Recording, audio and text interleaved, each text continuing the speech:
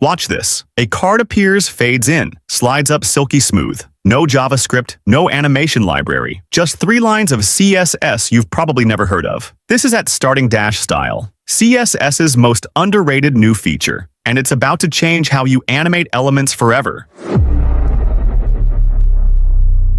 Here's the HTML. Just a button that adds a card to the page. Nothing special. And this function adds a new card to the top of the container. Now the CSS. Style the card normally. Background, padding, border radius. Then add one transition.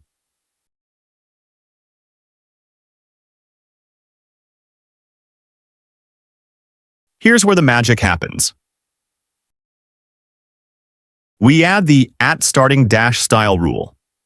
This defines what the element looks like the very moment it's added to the DOM, before the browser applies its normal styles. That's it.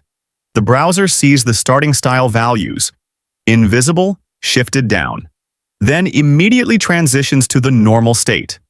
Fade in, slide up, pure CSS. The old way? You needed a setTimeout hack just to trigger the transition after the element was already painted. That 10-millisecond delay existed because browsers refused to animate an element they just painted to the screen.